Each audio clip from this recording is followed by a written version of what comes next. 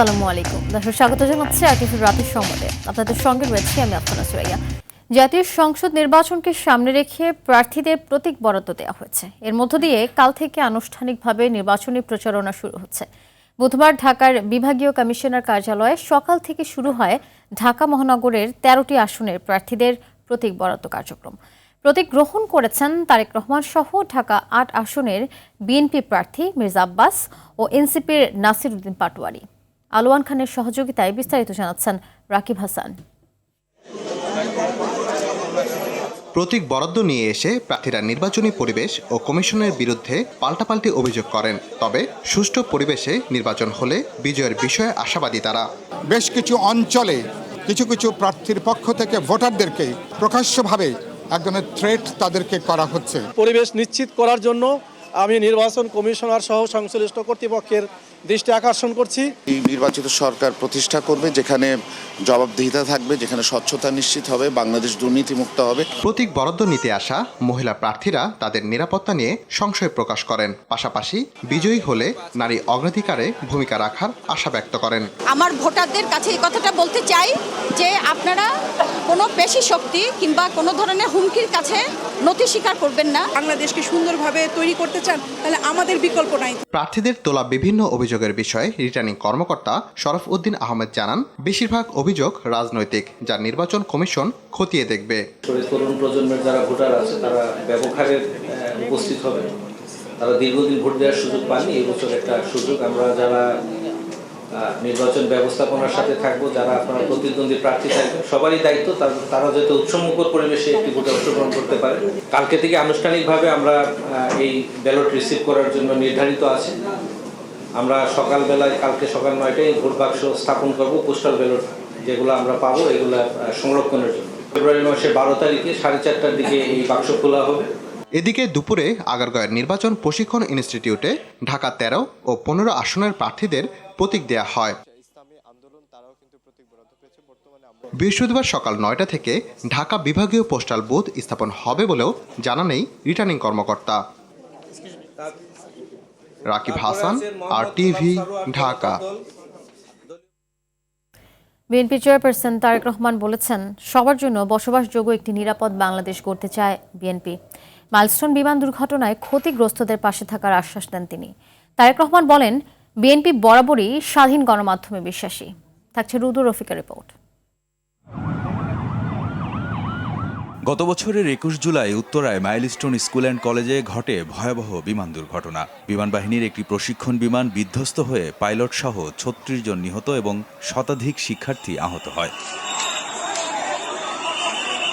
বিমান দুর্ঘটনায় ক্ষতিগ্রস্তদের পরিবারের সদস্যরা বিএনপি চেয়ারম্যান তারেক রহমানের সঙ্গে সাক্ষাতের জন্য গুলশান কার্যালয়ের সামনে ব্যানার ফেস্টুন নিয়ে অবস্থান নেন। তাদের অভিযোগ, সরকারের পক্ষ থেকে কাঙ্ক্ষিত সহায়তা পাননি তারা। আমাদের বাচ্চাদের শহীদ মর্যাদা চাচ্ছি, যে বাচ্চাগুলো শহীদ হয়েছে, এবং আমাদের আহত বাচ্চাদের চিকিৎসা এবং পুনর্বাসন, আজীবন একটা হেলথ কার্ড চাচ্ছি আমরা সিএমএস থেকে। জয়নুল আবেদিন সাহেব একটা রিট করেছিলেন, সেই রিটের বাস্তবায়নটা চাচ্ছিলাম আমরা। দুপুর ১২টার পর কার্যালয়ে আসেন তারেক রহমান।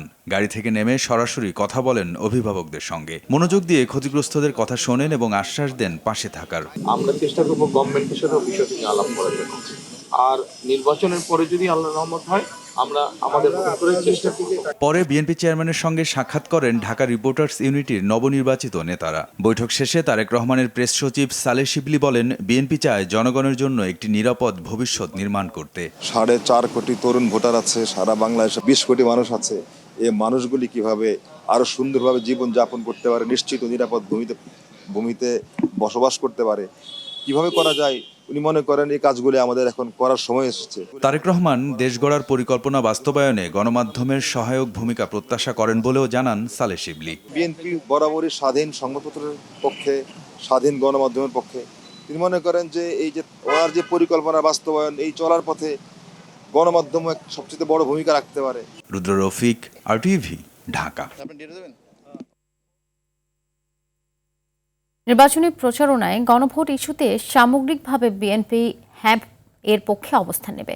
সকালে গুলশানে বিএনপি নির্বাচন পরিচালনা কার্যালয়ে সংবাদ সম্মেলনে একথা জানিয়েছেন দলটির চেয়ারম্যানের উপদেষ্টা ও নির্বাচন পরিচালনা কমিটির মুখপাত্র মাহাদি আমিন। তিনি আরও বলেন, আনুষ্ঠানিক প্রচারণার আগে এনআইডি ও বিকাশ নম্বর সংগ্রহ কাম্য নয়। বিএনপি থেকে এই ধরনের কোনো কাজ করা হচ্ছে না বলেও জানান তিনি। অভিযোগ করেন, বিএনপির অনুকূলে নির্বাচনী মাঠ থাকায় লেভেল প্লেইং ফিল্ড নষ্ট করার চেষ্টা চলছে। বলেছি গণভোটে আমরা হ্যার পক্ষে অবস্থান নেব, নোট অফ ডিসেন্ট এবং জুলাই চার্টারে আমাদের যে অবস্থানগুলো ছিল সেগুলোর উপর ভিত্তি করে নিব। যে বিষয়গুলোতে আমাদের ভিন্ন মত ভিন্ন পথ থাকবে এবং সেটাই স্বাভাবিক গণতন্ত্রে, সেগুলো নিয়ে আমরা পরবর্তীতে সংসদে আলোচনা করব। বাসায় বাসায় গিয়ে ভোটার আইডি কার্ড সংগ্রহ করা, বিকাশের নাম্বার নেওয়া, এটি তো কোনোভাবেই কাম্য না। আমরা বলছি সাধারণ মানুষ যেন এগুলোর ব্যাপারে সজাগ থাকেন, কারণ জনগণের অনেক আকাঙ্ক্ষা রয়েছে এবার ভোট দেওয়ার ক্ষেত্রে, সেখানে লেভেল প্লেইং ফিল্ড যেন নষ্ট না হয়। কোনো প্রার্থী নির্বাচন কলঙ্কিত করার মতো কর্মকাণ্ড করলে তার প্রার্থিতা বাতিল করা হবে বলে জানিয়েছেন নির্বাচন কমিশনার আনোয়ারুল ইসলাম সরকার।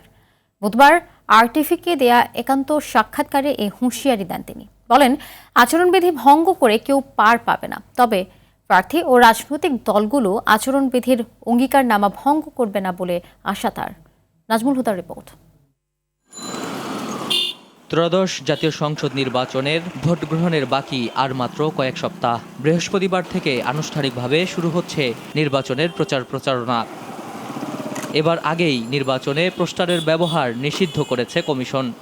প্রচারণায় আচরণবিধি ভঙ্গ নিয়ে শক্ত অবস্থানের কথা জানান নির্বাচন কমিশনার আনোয়ারুল ইসলাম সরকার। নির্বাচন কলঙ্কিত হবে, সে একজন প্রার্থী হিসেবে প্রার্থীর অযোগ্যতার পরিচয় দিবে, সেটা আচরণবিধি প্রতিপালনে পরিপন্থী কাজ সহ যদি তাকে প্রার্থী হিসেবে অযোগ্য ঘোষণার মতো হয়, নির্বাচন কমিশন সেটি করার জন্য মানসিক প্রস্তুতি নিয়ে রেখেছে।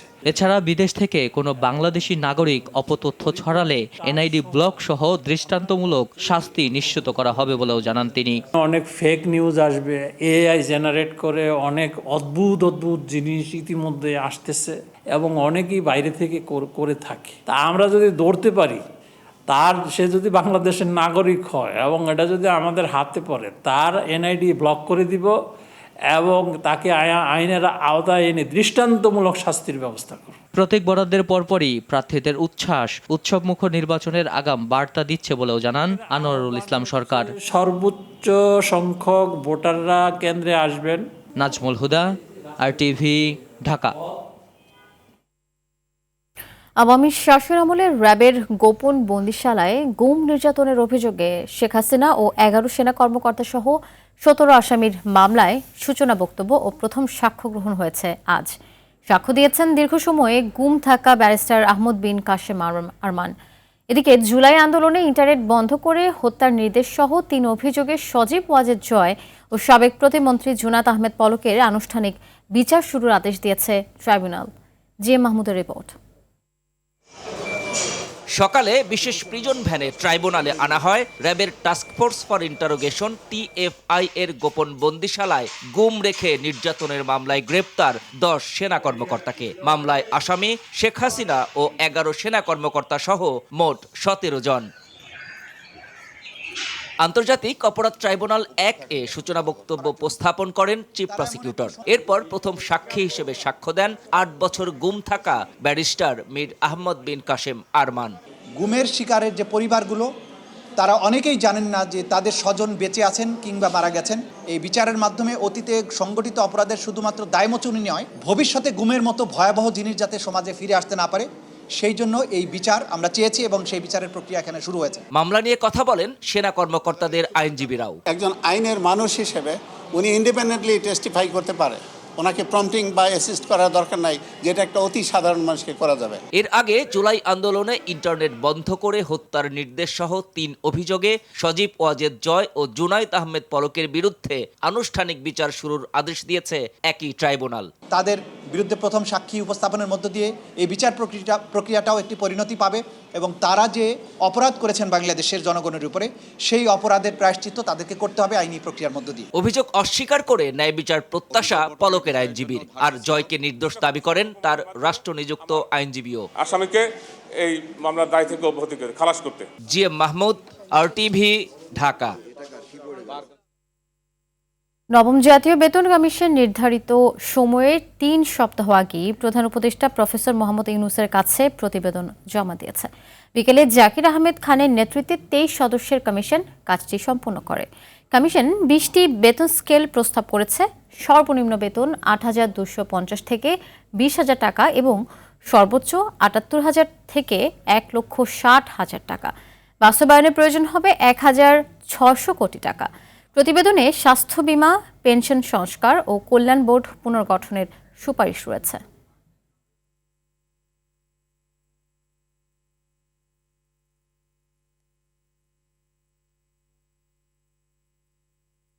বিশ্বকাপ খেলতে হলে ভারতে গিয়েই খেলতে হবে। সেখানে বাংলাদেশ দলের কোনো নিরাপত্তা ঝুঁকি নেই। বাংলাদেশের ভারতে গিয়ে না খেলা ও ভেন্যু পরিবর্তনের অনুরোধে বিকেলে আইসিসির ভার্চুয়াল সভায় ভোটাভুটি হয়, যেখানে পাকিস্তান ছাড়া বাকি সব দেশ বাংলাদেশের বিপক্ষে অবস্থান নেয়। এমনকি বাংলাদেশের ক্রিকেটের বন্ধু খ্যাত জিম্বাবুয়ে, আফগানিস্তান ও শ্রীলঙ্কাও বাংলাদেশের বিপক্ষে ভোট দেয় বলে জানা গেছে। এদিকে ভার্চুয়াল বৈঠকের পর বিসিবিকে 24 ঘন্টা সময় দিয়েছে আইসিসি। বিস্তারিত মাহফুজুল ইসলামের রিপোর্ট। প্রায় 2 সপ্তাহের আলোচনা শেষ হলো আইসিসির সভায় ভোটাভুটির মধ্য দিয়ে, যেখানে সংস্থাটির পূর্ণাঙ্গ সদস্য দেশগুলো ভোট দিয়েছে বাংলাদেশের বিপক্ষে। জানা গেছে পিসিবি বাংলাদেশের দাবির পক্ষে ভোট দিলেও আর কোনো দেশই ছিল না বিসিবির পাশে।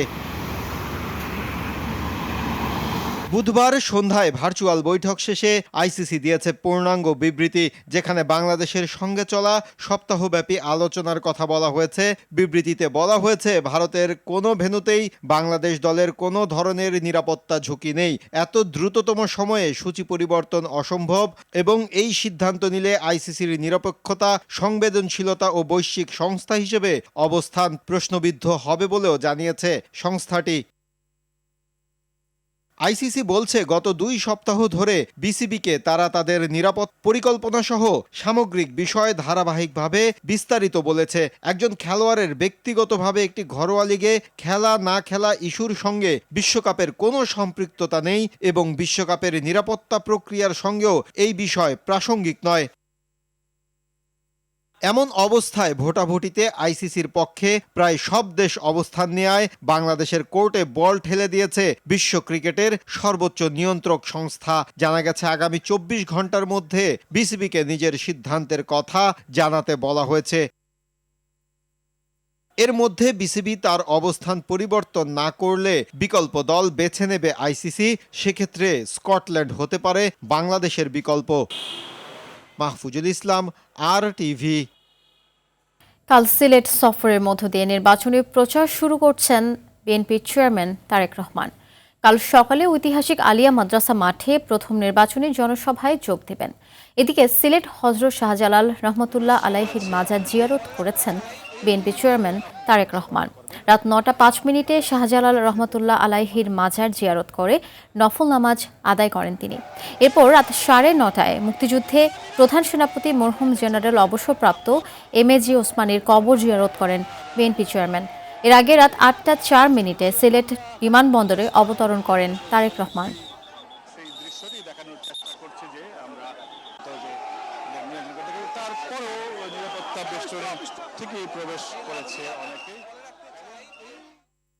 দর্শক, এই বিষয়ে আরো জানাতে সিলেট থেকে সরাসরি যুক্ত হচ্ছেন সহকর্মী মাইদুর রহমান রুবেল। ইতিমধ্যে হযরত শাহজালাল রহমতুল্লাহ আলাইহির মাজার জিয়ারত করেছেন তারেক রহমান। তো এই মুহূর্তে তার আর কি কর্মসূচি রয়েছে এবং আগামীকাল তার আর কি কর্মসূচি থাকবে সেই বিষয়ে বিস্তারিত জানাবেন।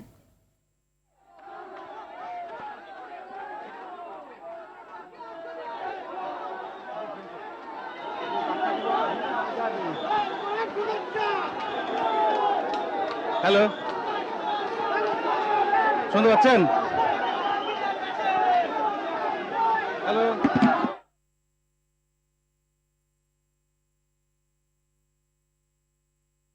আমরা আসলে শাহজালাল রাদিয়াল্লাহুর আনহুর মাজার জিয়ারত শেষে শাহপারান রাদিয়াল্লাহুর মাজার জিয়ারত করতে ইতিমধ্যে তারেক রহমান এসে পৌঁছেছেন মাজার এলাকায়। আমরা কিছুক্ষণের মধ্যেই আশা করছি যে মাজারে প্রবেশ করবেন। আপনারা নিশ্চয়ই দেখেছেন যে তারেক রহমানের প্রত্যেকটি কর্মকাণ্ডকে ঘিরে নেতাকর্মীদের বেশ উচ্ছ্বাস এবং নেতাকর্মীদের অতিরিক্ত ভিড়ের কারণে মূলত প্রত্যেকটি জায়গায় পৌঁছতে বেশ বেগ পেতে হচ্ছে এবং আমরা দেখেছি যে আইন শৃঙ্খলা রক্ষাকারী বাহিনীর সদস্যদেরও বেগ পেতে হচ্ছে। আমরা আমরা আপনাদের সেটি দেখানোর চেষ্টা করছি যে বিএনপি চেয়ারম্যান তারেক রহমান শাহজালালের মাজার জিয়ারত সম্পন্ন করে শাহপরানের মাজার জিয়ারত করতে এসে পৌঁছেছেন। আমরা যেটি আপনাদের দেখানোর চেষ্টা করছি যে একই গাড়ি অর্থাৎ লাল সবুজের সেই গাড়িতে করেই তারেক রহমান শাহপরানের মাজার এলাকায় এসেছেন এবং এইখানেও একই চিত্র দলের নেতাকর্মীদের সামলাতে বেগ পেতে হচ্ছে আইন শৃঙ্খলা রক্ষাকারী বাহিনীর সদস্যদের এবং সেই লাল সবুজের গাড়িতেই আছেন তারেক রহমান। তার সামনে বসেই তিনি আসলে নেতাকর্মীদের উদ্দেশ্যে আসলে বলছেন যে পথটি পরিষ্কার করে দেওয়ার জন্য। তারপরেও আমরা যেটি আপনাদের দেখানোর চেষ্টা করছি যে গাড়িটি দেখা যাচ্ছে তার ভিতরেই আসলে তারেক রহমান এই গাড়িটিতে অবস্থান করছেন।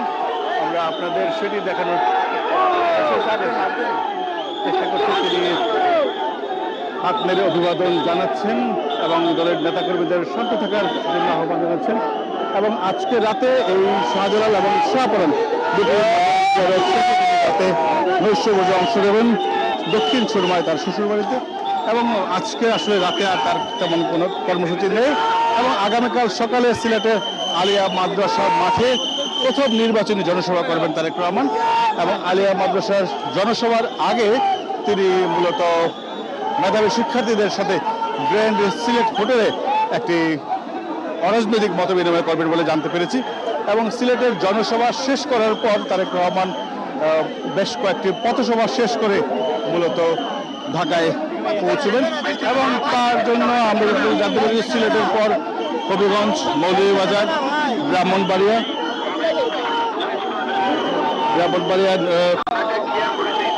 নরসিংদী, নারায়ণগঞ্জ পথসভা শেষ করে তারেক রহমান ঢাকায় ফিরবেন। আমরা আসলে যে জায়গাটিতে আছি সেই জায়গাটিতে আমরা তারেক রহমানকে দেখানোর চেষ্টা করছি। দেখছেন যে তারেক রহমান লাল সবুজের বাসের সামনে আছেন। এখানকার যে পরিস্থিতি আমাদের পক্ষে এর চেয়ে বেশি হয়তো ভালো দেখানো সম্ভব না। আপাতত এই ছিল আমার কাছে সবশেষ খবর। ধন্যবাদ রুবেল আমাদের সাথে যুক্ত হবার জন্য। তত্ত্বাবধায়ক সরকারের সাবেক উপদেষ্টা এম হাফিজ উদ্দিন খান মারা গেছেন। ইন্না লিল্লাহি ওয়া ইন্না ইলাইহি রাজিউন। সন্ধ্যায় রাজধানীর উত্তরার একটি হাসপাতালে তিনি মারা যান। মৃত্যুকালে তিনি স্ত্রী ও কানাডা প্রবাসী 2 মেয়ে সহ অসংখ্য গুণগ্রাহী রেখে গেছেন। এম হাফিজ উদ্দিন খান ডাক, তার ও টেলিযোগাযোগ মন্ত্রণালয়ের সচিব ছিলেন। 2001 সালে তত্ত্বাবধায়ক সরকারের অর্থ পরিকল্পনা সহ কয়েকটি মন্ত্রণালয়ের উপদেষ্টা ছিলেন। 15 বছর আগে অবসর গ্রহণের পর থেকে উত্তরার বাড়িতে স্ত্রীকে নিয়ে বসবাস করতেন তিনি।